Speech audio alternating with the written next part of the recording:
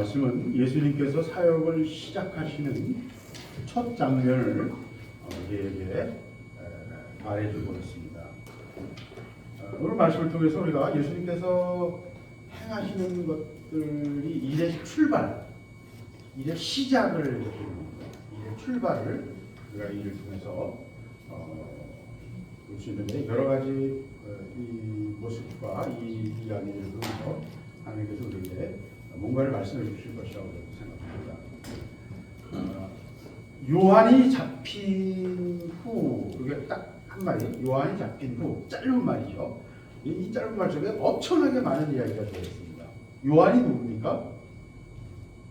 요한은 예수님께서 엘리야다, 광야의 소리다 이렇게 표현하셨는데, 외치는 자의 소리다 이렇게 표현하셨죠. 다른 말로 하면 뭔가가 중요한 게 있어서 공습경보 그러면 사이렌 울리잖아요. 사이렌 울리죠. 그런 것처럼 또 우리 현충일날 다 묵념하라고 10시 되면 하고 사이렌 울려요. 뭔가 중요한 어떤 것을 알리는 소리예요. 굉장히 중요한 것을 통보하는 소리예요. 모두에게 알게 하는 거예요. 이 사도 요한, 세례 요한의 사명은 뭔가를 선포하는 겁니다. 그래서 예수님께서는 세례 요한이 마지막 구약의 마지막 사람이다. 예수께서 새롭게 여신 새로운 시대가 있는데, 이 모든 시대를 구분하는 것은 하나님의 계획 속에 있습니다. 우리는 그걸 전체를 가리켜서 하나님의 구속사라고 해요. 아담이 실패한 뒤에 그 아담의 실패를 회복하기 위해서 하나님은 회복할 수 있는 길을 계획하셨어요. 그리고 그 계획을 특별한 사람들을 통해서 완성시켜 나가십니다. 그 전체를, 역사 전체를 관통하면서 각자는 자기가 뭐 하는지 몰랐지만 거대한 하나님의 일을 완성시켜 나가셨어요.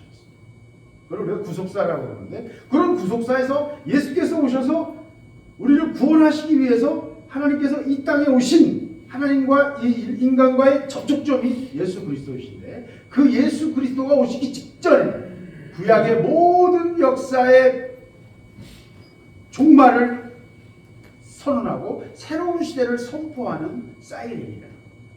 그래서 외치는 자의 소리다 이렇게 표현하고, 예수님께서는 세례 요한이 가장 큰 자다 그랬었어요. 그러나 하나님 나라에서는 가장 작은 자도 그것보다 크다. 왜? 이제는 새로운 시대가 열려 구원이 열려집니다. 세례 요한은 구약에 속한 사람입니다. 그래서 예수를 믿고 구원받은 자들은 세례 요한보다 더 커요. 왜? 그의 신분이 전혀 다른 존재가 돼요. 하나님의 자녀가 돼요.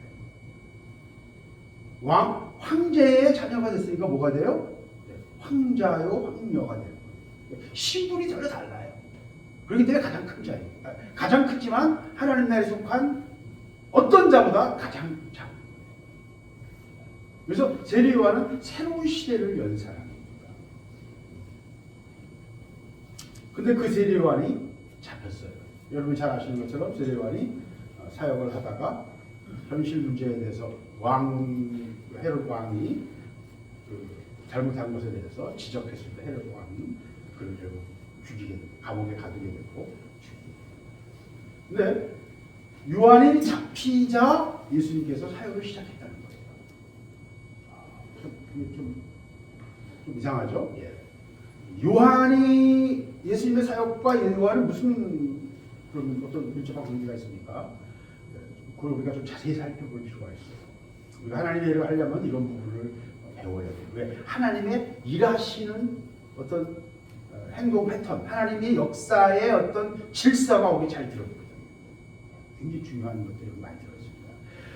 요한은 예수님에 대해서 뭐라고 그랬냐면, 마가복음 바로 앞에 7절, 8절, 요한이 광야에서 소리칠 때 많은 이스라엘 백성들이 모여들었어요. 많은 사람들이 모여들었어요. 왜 그랬습니까? 갈급했기 때문에. 갈급했기 때문에.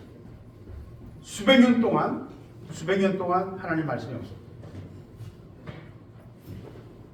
예루살렘이 멸망한 다음에 더 이상 하나님의 종들이, 예언자들이 나오지 않았어요. 하나님 말씀이 끊어졌어요. 그러다가 몇백 년 만에 하나님의 종이 나타나서 말씀을 선포할 때 그 광야로 수많은 백성들이 몰려나간 거예요. 그래서 많은 사람들이 세례 요한의 말씀을 듣고 회개하고 또 그 세례 요한의 세례를 받았습니다. 세례를 받는다는 말은 그 교훈에 따라서 내 마음을 새롭게 하고 회개하겠다라는 표현이에요. 예수님도 그 세례 요한에게 세례를 받으십니다. 근데 세례 요한은 뭐라고 말했냐면 7절, 그가 전파하여 이르되 나보다 능력 많으신 이가 내 뒤에 오시나니 나는 굽혀 그의 신발끈 풀기도 감당하지 못하겠다. 예수님과 똑같은 말씀을 하죠. 예수님이 가장 작은 자도 세례 요한보다 크다 그랬어요.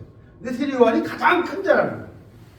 가장 큰 자인데 하나님 나라에서는 가장 작은 자도 세례 요한보다 크다 그랬어요. 세례 요한도 예수님의 자기는 신발끈을 풀기도 감당하지 못합니다. 이게 겸손이 아니에요. 세례 요한은 정확히 알고 있는 거예요. 시대가 다른 걸 알고.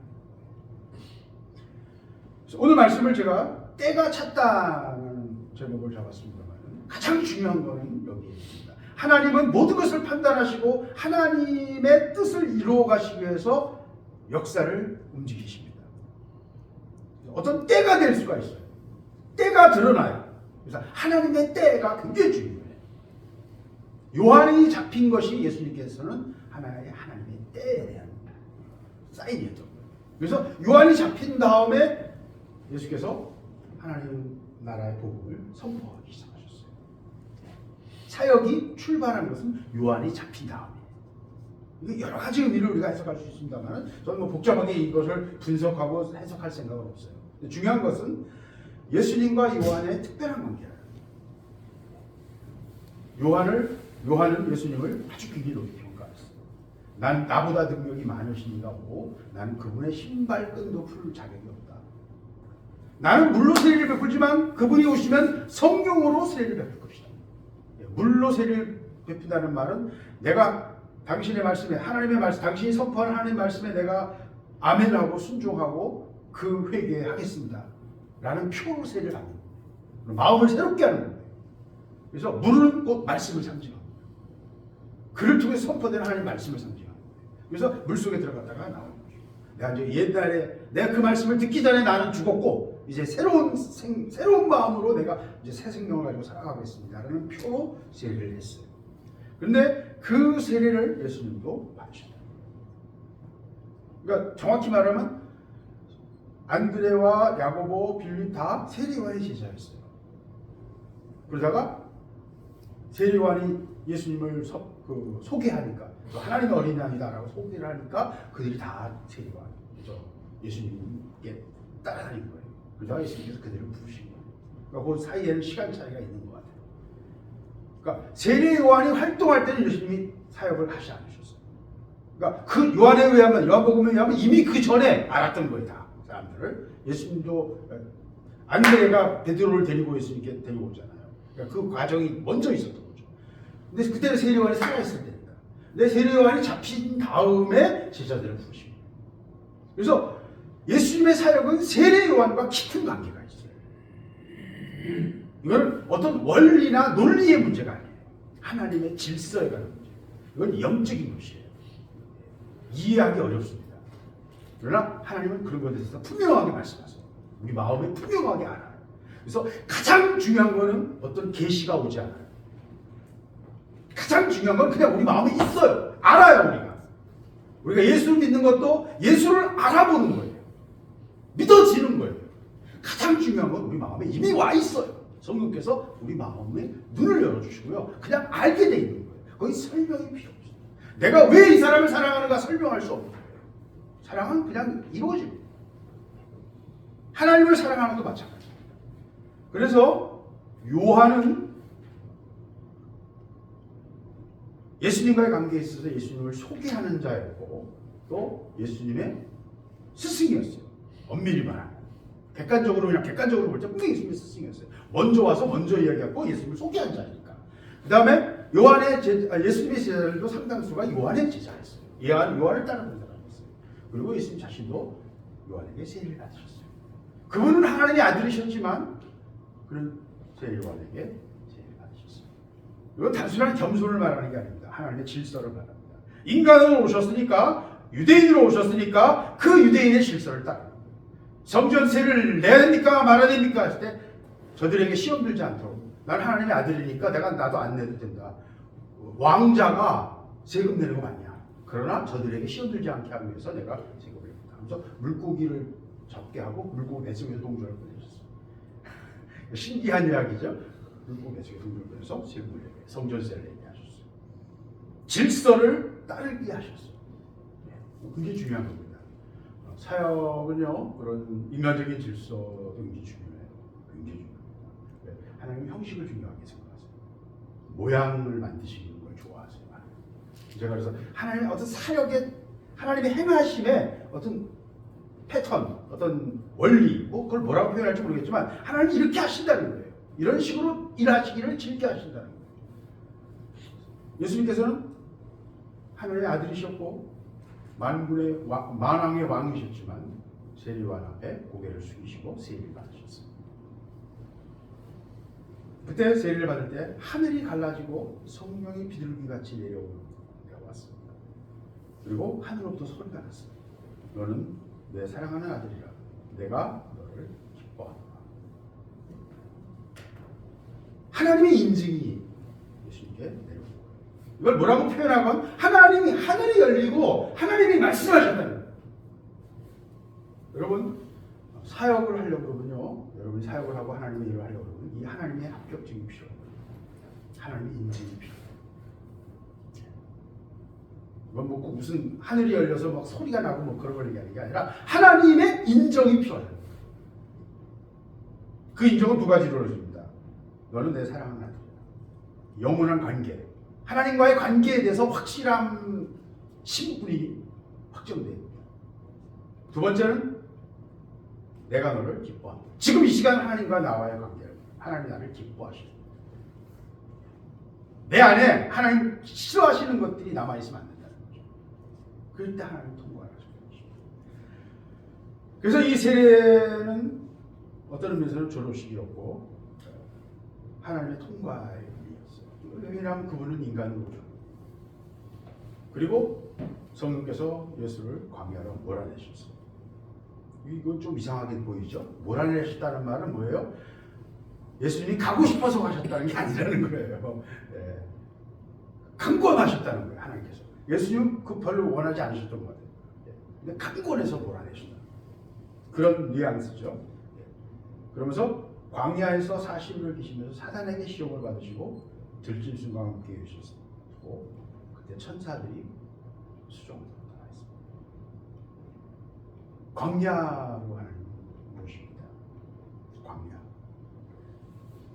하나님의 학교는 광야에서 이루어져요. 왜?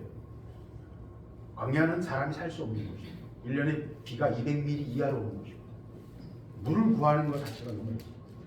그리고 광야에서 살아남은 사람들이 있어요. 베두인 족속, 광야 사람들입니다. 그 사람들이 지금 사우디아라비아 사람이죠. 그들이 몇천 년간 그 고통을 당하더니 지금은 석유가 터져가지고 논았죠. 근데 그 논한 게 결국 그들에게는 또 재앙이에요. 그러니까 참 세상은 참 이상한 겁니다. 여러분 다 우리는 다 돈을 다 바라잖아요. 눈이 동그래가지고 돈을 다 바라잖아요. 근데 돈 많아져 보세요. 여러분 영혼의 저주. 왜? 그 돈을 다 버려야만 예수를 따를 수 있거든요. 그렇잖아요. 우리는 그러니까 버릴 거를 지금 똥을 계속 구하고 있는 거예요. 결과적으로. 그죠? 네. 이게 아이러니고 우리 인생의 모습입니다. 광야를 모시는 이유는요. 하나님이 예수님께서 사단의 시험을 통과하기 하시기 위해서 졸업시험이 된 것 같아요. 아담이 실패했던 바로 그 사단의 유혹을 통과하시는 거예요. 우리가 잘 아는 것처럼 사단의 시험을 받으셨고 그 광야에서는 아무것도 드실 수 없고 아무것도 어떻게 할 수가 없어요.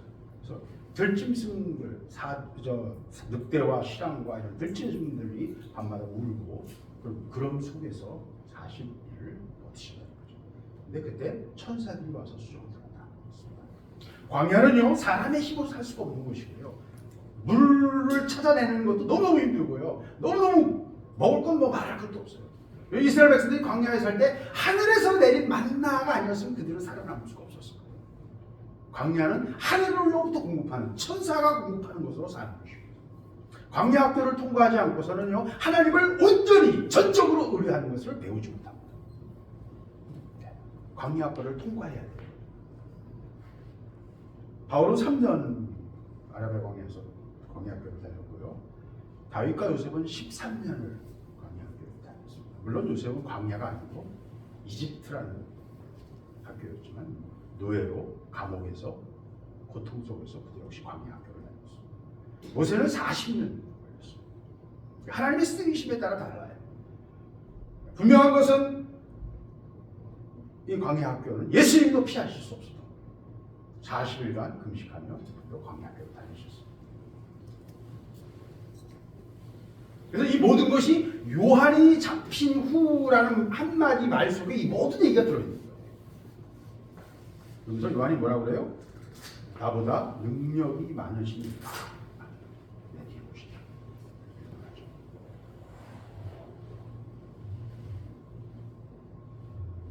하나님 나라는요, 하나님 나라는 말에 있지 않고 오직 능력에 있습니다. 하나님 나라는 말이 아니에요. 개념이 아니에요. 정보가 아니에요. 하나님 나라는 실제 능력이 있습니다.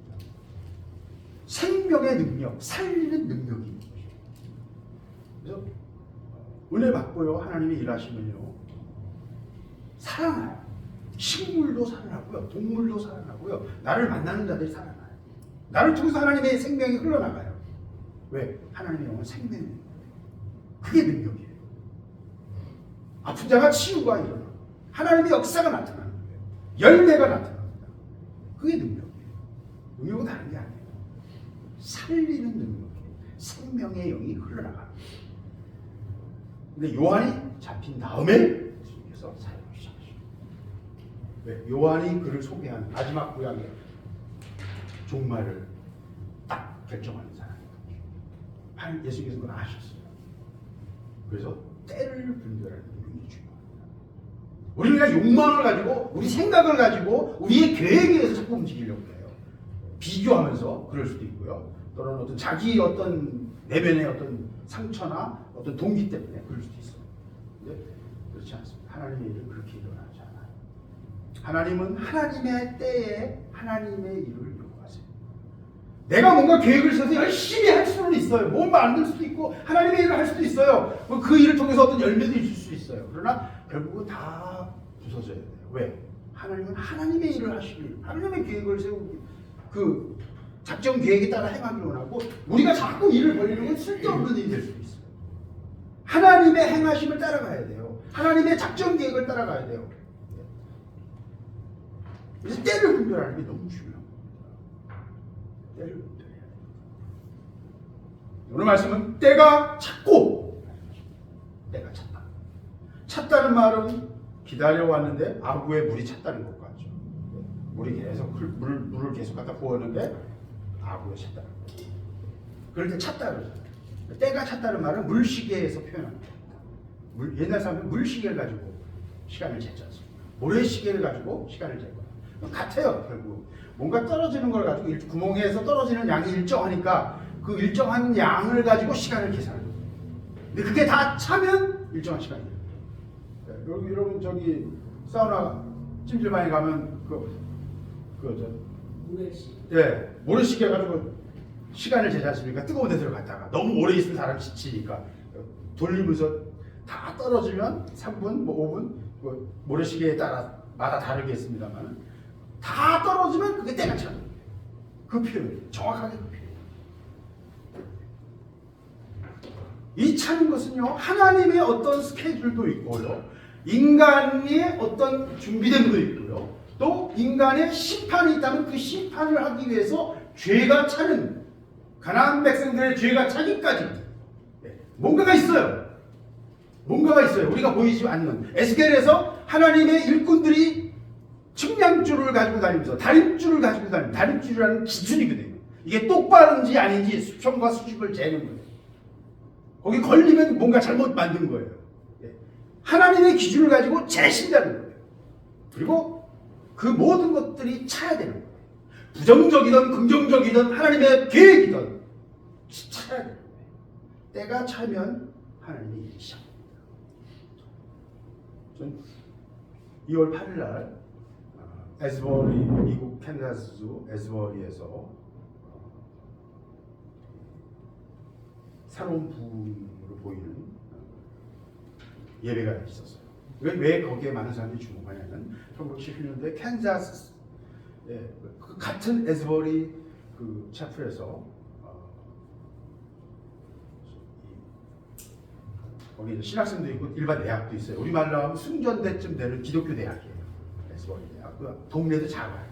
근데 거기서 1917년도에 캔자스 대부흥이라고 하는 미국의 엄청난 부흥운동이 일어나는데 물론 나중에는 막 여러 가지 문제가 되고 그래서 은사주의는 굉장히 항상 끝이 안 좋다는 말을 했었지 않습니까? 그건 제가 만든 말이 아니에요. 역사를 보니까 그렇다는 거예요. 2000년의 교회사를 보니까 은사를 따라가려고 막 너무 은사에 집중하는 게 그게 아니라는 거죠. 사역에는 절대적으로 은사가 필요하지만 은사 없이 사역이 없어요. 그러나 또 생명의 역사도 은사를 인정하고 사모하는 교회에서 생명의 역사예요. 그건 분명하지만 은사를 따라가려는 어떤 흐름은 결국 다 항상 망해요. 캔사스 그 부흥운동도 마찬가지입니다. 밥 존스 대학이 그때 생겨졌고 뭐 여러 엄청난 역사가 일어났지만 또 엄청난 미혹과 많은 이단들이 나왔어요. 많은 혼란이 나왔어요. 그러나 부인하지 못하는 것은 70년대의 대부흥이 미국 교회에 굉장한 영적인 영향을 미쳤고 또 한국에까지 영향을 미쳤어요.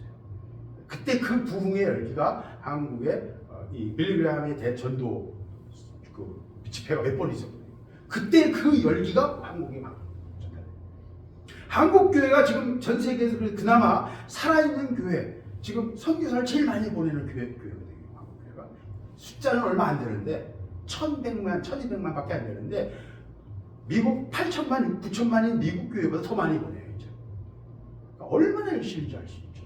근데 한국 교회가 그렇게 살아있는 교회가 될 수 있었던 출발이 뭡니까? 1902년에 원산과 평양의 대부흥.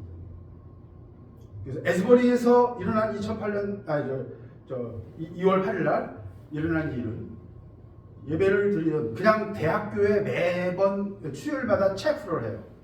그리고 의무적으로 그 체프를 일정 참여해야 되는 거예요.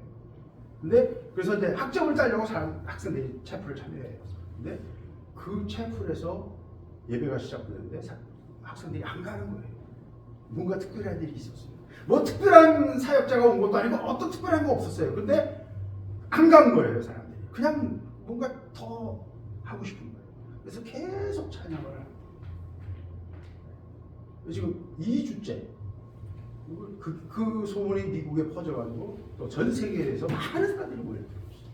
그래서 안전을 위해서 여기 채플에서 너무 조그만 채플은 뭐 한 2,000명 들어갈까 말까 하고 1,000몇 명 정도 조그만 대학교 채플이니까 그래서 안전을 위해서 그 예배를 이제 시의 어떤 그 공회당에서 좀 더 큰 체육관 같은 건물에서 하기로 하고 그 대학교 채플에서는 학생들만 참여합니다. 외부에서 온 사람은 1,000명인 대학교인데 6,000명, 7,000명이 모여드는 거예요. 사람들이 다 들어가지도 못해서 밖에서 모여서 계속. 그래서 24시간 계속 찬양을 합니다. 물론 이제 개인으로 볼 때는 자기가 피곤하면 들어가 쉬었다가 나왔다 하지만 사람들이 계속. 그래서 캔자스 시티에서 시작됐던 에스버리에서 시작됐던 이게 이제 캔자스 주거든요. 근데 켄터키 주거든요. 근데 그곳에서 시작된 1970년대에 시작된 그 운동이 우리가 알고 있는 수많은 지금 신사도 운동으로 퍼지고 있는 많은 사역들의 출발점. 다시 그 리바이벌이 일어나는가 해서 많은 사람들이 지금 기대를 하고 있는 거예요. 저는 그게 특별하다 이걸 말하고 싶은 게 아니에요. 하나님이 이런 방식으로 일하신다. 때가 차면 하나님의 일이 벌어집니다. 그건 그냥 사람의 일을 말하는 게 아니에요. 하나님의 일이 벌어집니다. 하나님의 역사가 시작됩니다. 거기는 준비된 자가 하나님의 일에 들여집니다. 회개하고 복음을 믿으라 라고 선포를 하기 시작하셨어요. 예수님의 사역은요 아주 단순합니다. 회개하고 복음이 뭐예요? 예수가 그리스도이심을 믿으라. 내가 하나님의 아들이요 내가 너희를 위한 구주임을 믿으라는 거야. 너무나 단순한 거죠. 예수라는 한 인격에 대한 신뢰예요. 그거 외에는 신앙에 다른 내용은 없어요. 우리의 믿음은 한 사람에 대한 거예요. 예수라는 한 사람을 통해서. 얼굴도 못 봤고요. 우리는 본 적이 없는 분인데 우리는 그분을 사랑하고 그분께 우리의 삶을 드리고 우리의 모든 시간과 마음을 드립니다. 좀 제정신이 아니지 않나요? 그죠? 얼굴도 못 본 알지도 못하는 사람한테 우리가 지금 완전히 그냥 마음을 다 빼앗기고 거기에 지금 이러고 있는 거잖아요. 이거는 누가 설명하고 누가 설득해서 될 일이 아니에요. 아까 말한 것처럼 가장 중요한 건 우리 안에 있어요. 증거는 여러 가지 있습니다. 이것이 진리인 것, 이것이 옳은 것임을 우리는 먼저 알아요. 그렇기 때문에 아멘. 예수님의 사역이 요한과의 관계에 의해서 새롭게 시작돼서 때가 찼다. 때가 찬 것을 예수님은 아셨고 요한이 잡히면서 예수님은 사역을 시작하셨습니다. 그런데 이 사역의 특징이 두 가지예요. 제가 본 건 두 가지인데 첫 번째는 예수님은 사람을 부르셨어요. 하나님의 사역의 전체가 한 사람 예수 그리스도를 통해서 예수를 통해서 사역이 시작됐고 하나님의 방법은 사람이었어요. 그러니까 제가 하나님께 훈수하고 싶다고 했잖아요. 왜 사람은 너무 불확실하잖아요. 하늘에다가 기계로 하라고요. 실수하지 않는 기계로 거대한 UFO든지 뭐 그게 천사의 탈 것인지 불병 거든지 뭐라고 표현하건 거대한 걸 놓고 계속 광고를 하면 하늘에다가 그게 제일 효과적일 것 같은데 왜 불확실한 인간에게 그걸 맡겨가지고 뭐 사기꾼도 나오고 뭐 별 희한한 일이 많이 벌어지지 않습니까? 그 하나님 좀 인간을 잘 모르시는 것 같아요. 이렇게 건면할 수도 있어요. 근데 어쨌든 하나님은 사람에게 맡기죠. 한 사람 예수 그리스도에게 맡기셨고 그분은 또 그 제자들에게 맡기셨어요. 제자들을 부르시고 그러면서 이 제자들을 부르는 장면은 안드레아와 베드로 그리고 야고보와 요한 네 사람을 부르는 장면을 묘사하고 있어요. 실제로는요 훨씬 더 긴 이야기입니다. 근데 마가복음은 제가 말씀드렸죠. 마가복음은 로마 사람들에게 쓴 거고 로마 사람들은 복잡한 거 싫어해요. 로마 사람들은 무식해요. 군인들이기 때문에 복잡한 거 싫어해요. 무식하고 단순 무식이에요. 그래서 짧게 말해야 돼요. 짧게 말해야지 안 그러면 뭐 알아듣지를 못해. 따라가지를 못해. 그러니까 로마 사람들은 짧게 말해요. 누가복음에서는 길게 말했던 저쪽에 깊은 데로 가서 그물을 내려라. 물고기를 많이 잡아서 너무 놀래가지고 나를 떠나소서 하고 저라고 온갖 이야기가 다 들었는데 그걸 싹 생략하고 한마디로 말해요. 짧게 말하는 거죠. 그래서 나를 따라오라. 내가 너희를 사랑한다. 결론만 말하는 거예요. 그랬을 때 곧 그물을 버려두고 따릅니다. 실제로 베드로와 안드레는 뛰어난 사람만으로 보였고 베드로의 한 번 설교에 3,000명이 회개하고 제사장들이 수백 명씩 회개하면서 하는 역사가 엄청났죠. 그는 아주 유능한 사람들만 보였어요. 근데 야고보와 그 형제 요한이 또 있었는데 원래 그들이 다 동업자예요. 누가 보면 동업자를 같이 이제 배는 두 척이지만 그물을 이렇게 가운데 놓고 이렇게 해서 그물을 올리는 그런 이제 배 두 척이 그물을 끌고 와서 올리는 그 이름을 내가 잊어버렸는데 하여튼 두 척을 가지고 하는 그런 한 척만 갖고 하면 그게 안 되거든요. 폭이 좁아지니까 배 폭밖에 안 되잖아요. 근데 두 척이면 넓게 벌릴 수가 있잖아요. 그러니까 확률이 물고기 잡을 확률이 그만큼 많아지는 거예요. 그래서 동업을 했는데 동업자인 야고보와 요한에 대해서도 말합니다. 근데 그때는 그 두 사람은 뭐라고 했었어요? 그물을 짚고 있었어요. 누가 보면 그물을 씻고 있었다고 하는데 씻는 거나 긁는 거나 마찬가지예요. 왜? 씻고 나서 김도 왜? 물고기 잡다 보면요 그물을 하다 보면 막 긁히기도 하고 그래서 그물이 찢어져요. 그물이 찢어집니다. 요새 나일론으로 만들어도 찢어지지만 그 당시엔 더 했겠죠. 그래서 예. 그물이 이게 꺼져 있는데요? 껐어요 일부러? 그래서 그물을 깃고 있었어요. 근데 요한은요 다른 걸 빼주시면 돼요.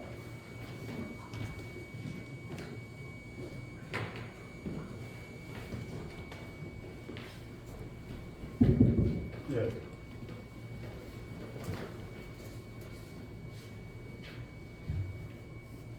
그물을 깃고 있었는데 이게 참 성경에서 잘 봐야 돼요. 아주 세밀하게 봐야 돼요. 그물을 깃는다는 말은 뚫어진 부분을 보완한다는 거죠. 뚫어진 것을 보완하는 거예요. 그래서 요한의 사역을 잘 보면요, 독특합니다. 마태, 마가, 누가는 같은 관점을 갖고 있어요. 거의 본문도 비슷할 때가 많고 이쪽에는 없고 거기만 있는 본문도 있긴 있어요. 근데 마태와 마가는 뭐 거의 비슷해요. 그다음에 누가는 조금 새로운 게 있지만 이 세 개는 다 똑같은 어떤 관점에서 말해요. 그래서 이 세 개를 공관복음이라고 표현해요. 같은 관점에서 쓰고 있다는 거예요. 근데 요한은 전혀 달라요. 그리고 더 놀라운 것은 요한은 요한계시록을 썼습니다. 요한은 요한계시록을 썼어요. 요한의 두 형제의 야고보와 요한이 있는데 두 사람은 예수님께 청탁을 했었어요. 예수님께서 메시아로 왕이 되시면 우리를 좌우에 앉게 해주세요. 좌의정, 우의정이 되게 해주세요. 신복으로 우리를 높은 자리에 앉게 해주세요라고 청탁을 했어요. 더구나 자기 엄마인 살로메를 통해서 이 예수님 이모거든요. 예수님의 이모를 통해서 압력을 넣은 거예요. 청탁을 넣은 거예요. 예, 그랬던 게 두 사람이었어요. 근데 재밌는 거는 야고보는 최초의 사도로서 순교자가 됐고요. 요한은 제일 늦게까지, 제일 어렸으니까 제일 늦게까지 살아남아서 거의 90년도까지 살아남아서 예루살렘에 멸망하는 거, 박살나는 걸 다 보고 마지막까지 있었어요. 그물을 깃는 사람입니다. 그리고 요한계시록을 쓰면서 역사의 모든 마무리가 요한계시록을 통해서 우리에게 신약에서 요한계시록이 없었으면요 예언서가 없는 것 같아요. 이사야, 에레미야, 에스겔 뭐 이런 예언서가 없는, 다니엘 이런 게 없는 것 같아요. 사실은 신약에서 유일하게 예언적 사역 또는 그 전 본문 전체가 다 그렇잖아요. 이상과 묵시에 관한 이야기가 전체가 역사 전체를 관통하는 그런 요한계시록을 요한이 완성. 요한이 그 빈틈을 메꾸고 있습니다.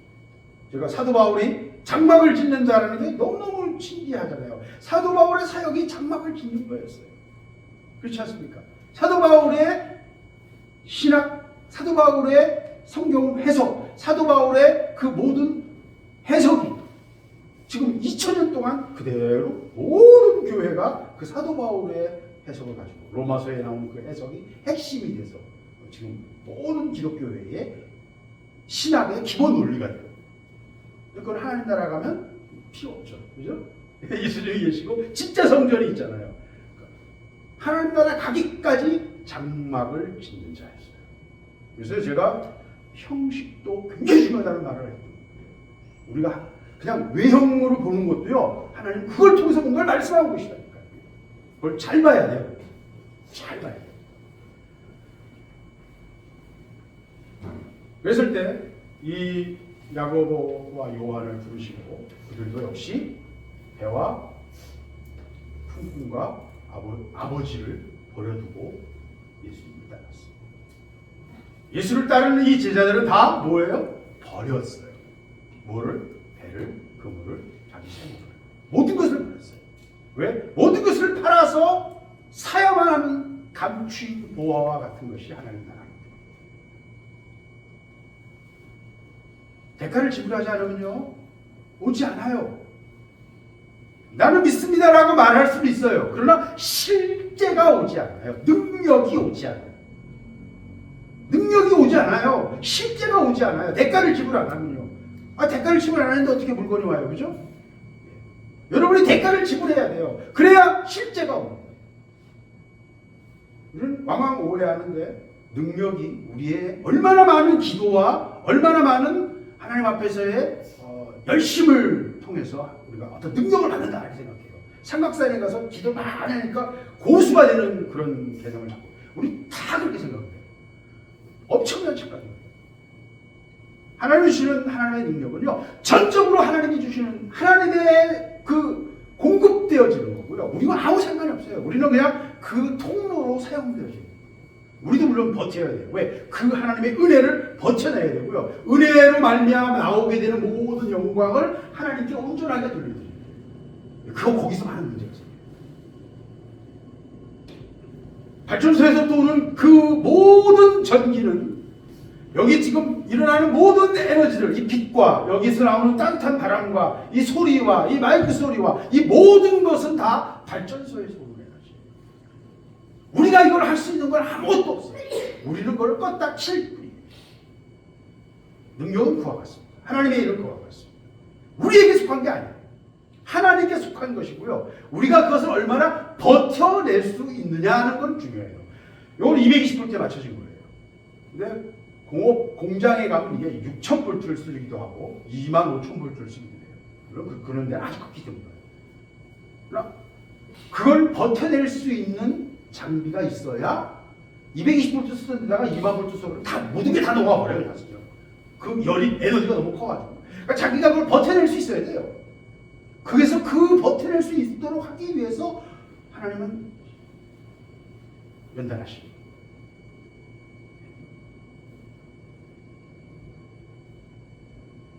칼의 장인이 엄청난 칼을 만들기 위해서는 5만 번을 때린다고 해요. 망치질을 5만 번 한다고 해요. 뭘 하기 위해서? 내가 원하는 능력을 얻게 하기 위해서. 그 칼이 일합니까? 아니요. 휘두르는 자의 근육이 일을 하죠. 그러나 뭐가 버텨야 돼요? 칼이 버텨줘야 돼요. 네, 그와 같습니다. 그래서 연단이 필요한 것입니다. 그래서 하나님의 학교에 우리가 가야 돼요. 대가를 지불하지 않으면요, 그 능력이 오지 않아요. 대가를 지불해야 돼요.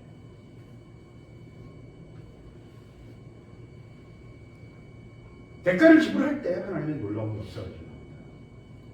그 다음에 보면 28절, 21절부터 28절, 29절, 또 31절, 34절 다 이야기합니다만 예수님의 사역은 뭐가 시작됐어요? 21절 예수님 그들이 가버나움에 들어가니라. 이 그들은 예수님과 제자들이에요. 예수께서 곧 안식일에 회장에 들어가 가르치심에 무사람이 그의 교훈에 놀라니 이는 그가 가르치시는 것이 권위 있는 자와 같고 석유꾼 것 같지 아니하니라. 예수님의 말씀이 교훈이 너무나 권위가 있다. 확신이 있었고 명확했다. 그래서 이건 뭐 다른데? 그 다음에는 귀신들이 소리를 치기 시작했어요. 하나님의 아들이시여 하면서 예수님께서 말하지 마라. 그리고 귀신들 쫓아내셨어요. 또 병자들이 있었을 때 병자들을 치유해 주셨어요. 하나님의 능력이 나타났어요. 하나님의 임재와 하나님의 능력이 나타나요. 사역은요, 하나님의 말씀에 임재가 있습니다. 하나님의 말씀에 임재가 있어요. 말씀이 임합니다. 그리고 동시에 우리는 다 이해하는 자들이고 하나님의 뜻을 알아야 되는 자들이잖아요. 그렇기 때문에 우리에게는 하나님의 말씀이 와요. 말씀이 여러분 마음에 오기도 하고 또 누군가를 통해서 들려지기도 하고 방송을 통해 들을 수도 있고 유튜브를 통해 들을 수도 있어요. 어쨌든 여러분의 마음을 두드리는 말씀이 있다니까요. 하나님의 말씀이 오고 그러면 하나님의 능력이 나타나요. 예수님의 사역의 특징은 그 말씀의 능력, 말씀의 그 권세와 함께 동시에 그의 하나님의 능력이 나타나기 시작했어요. 귀신들이 더 먼저 알아보고 소리를 치고 말하는 영적 실제가 있다. 우리는 눈이 가려서 보이지 않아요. 영적인 세계가. 그러나 영적인 세계가 존재하고 그것이 실제가 있음을, 그 안에 질서가 있음을, 우리를 쫓아내지 마십시오. 우리를 무적에게 들어가라고, 지옥에 들어가라고 하지 마십시오라고 막 사정을 합니다. 우린 잘 이해를 못하는 얘기들을 그들이 하고 있어요. 우린 전혀 그거에 대해서 알지 못하죠. 그들은 뭔가를 보고 있는 것이죠. 다른 존재는 분명히 존재하고 그들도 예수를 알아보고 말하고 있다는 거예요. 영적 실제와 권위가 있었다. 이 모습은요, 예수님 제자들의 모습이 그대로 또 반복돼요. 사도 베드로가 미문 앞에서 안전병을 일으키고 설교할 때 3,000명이 회개를 하고 온 백성이 그 하나님의 제자들의 그 사역과 그들의 삶을 보면서 칭송합니다. 말도 섞지 못했다 그랬어요. 함부로 말도 걸지 못했다. 너무 두려워해가지고. 사도들이 큰 권능으로 이 주 예수의 부활을 증언하고 큰 무리가 은혜를 받더라. 무리가 큰 은혜를 받더라. 베드로의 그림자라도 지나가면 그 그림자가 지나치면 병자가 날까 해서 사람들이 서로 베드로 지나가는 길에 환자를 드려요. 사도 바울은 손수건을 갖다 얹어도 병자가 낫지도 했습니다. 스데반은 은혜와 큰 권능이 충만하여서 큰 기사와 표적을 행하니 스데반의 지혜와 성령으로 말함을 그들이 능히 당하지 못했다. 두 가지가 동시에 나타나죠. 하나님의 지혜와 성령의 말함, 하나님의 말씀이 필요해요. 그리고 동시에 또 뭐가 와요? 하나님의 능력이 와요. 사역은요, 이게 특별한 게 아니고요, 그냥 하나님 나라 기본 원리예요. 사역은 하나님의 말씀과 함께 동시에 하나님의 능력이 나타나요. 하나님 나라는 말에 있지 않습니다. 하나님 나라는 능력이 있습니다. 열매에 있습니다. 살려내는 데 있습니다. 이게 예수님의 사역의 모습이에요. 이거 흉내냅시다 좀 그런 말도 아니에요. 우리 흉내도 못 냅니다. 왜? 하나님 학교에서 하나님이 통과하셔요. 합격증을 받아야 돼요. 라이센스를 받아야 돼요. 그래, 너는 내가 믿고 맡길만 하다. 네 기도가 있으면 내가 하늘에서 천사들을 통해서 하나님의 능력과 하나님의 역사가 나타나도록, 성령의 역사가 나타나도록 내가 너에게 허락하노라는 하나님의 사인이 있어야 돼요. 그걸 위해서 뭐가 필요해요? 내가 너를 기뻐한다는 하나님의 인증이 있어야 됩니다. 사역은 그렇게 해주죠. 그것이 예수님의 사역의 출발이었습니다.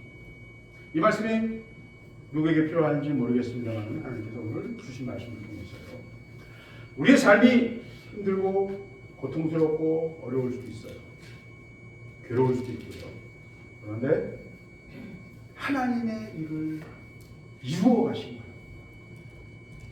때가 차야 돼요. 이 때는 그냥 무조건 시간이 되기를 기다리고 그냥 버틴다 이런 개념이 아니에요. 하나님의 뜻, 하나님의 계획, 우리의 준비, 또 다른 모든 조건들, 세상의 모든 조건들이 맞춰집니다. 때가 찹니다. 이 때는 다 사람마다 달라요. 내 때가 다 있는 거예요. 하나님이 나를 사용하실 때가 있는 거예요. 그 때는 뭐에 의해서 또 결정돼요? 우리 자신의 통과. 버리지 않으면 내가 끝까지 고집하면 그냥 그걸 늙어 죽는 거예요. 그러다가 죽는 거예요. 그냥. 버려야 돼요. 순종해야 돼요. 하나님 일하십니다. 하나님의 일은 흉내내는 게 아닙니다. 흉내내는 게 아니에요. 흉내내면 한 방에 가요. 여러분 검술을 배워가지고 어설프게 검술을 배워가지고 나가서 야 덤벼! 내가 무슨 산에서 십몇 년간 내가 이 갈고 닦은 이 실력이니까 내가 자신만만해서 덤비는데 해피는 상대방이 엄청난 고수야. 그럼 어떻게 되겠어요? 한 방에 그냥 가는 목숨을 잃는 거예요. 한 방에 가는 거예요. 뭘 말하냐면 영적인 싸움은, 영적 전쟁은 신적이에요. 한 방에 갑니다. 한 방에 박살이 납니다. 개망신 당할 수도 있습니다. 한 방에 엉망진창이 될 수도 있습니다. 영적 싸움은 실전이에요. 우크라이나에서 지금 일어나는 거니까 똑같아요. 실제 전쟁. 하루에 수천 명씩 죽어나가는, 고개만 쳐다가 총알이 뺑 하고 머리를 통과해요. 한순간의 실수에 의해서 생명을 잃어버려요. 실전이라고요. 영적 전쟁은 그런 것입니다. 그래서요, 하나님의 일은요, 능력으로 하나님의 인정하심, 하나님의 기뻐하심을 통과하지 않으면요, 하나님의 시작될 수 없습니다. 흉내는 내겠죠. 진짜 하나님의 일이 시작되지 않아요. 목회를 우리가 지금 흉내를 낼 수도 있어요. 왜? 흉내내면 안 됩니다. 흉내내면 안 돼요. 없으면요, 하나님의 인증이 없잖아요. 하나님의 행하심이 없잖아요. 그럼 나는 행하지 말아야 돼요. 하나님의 행하심이 있으면요, 행해야 돼요. 그룹 기둥이 뜨면 준비 다 하고, 그룹 기둥이 내려앉으면 에라 그러고서 누워있는 거예요. 인도하심을 따라야 돼요. 통과해야 돼요. 광야학교를 통과한 자가 내가 너를 기뻐한다라는 하나님의 인증을 받을 수 있는 것입니다. 같이 기도하시겠습니다.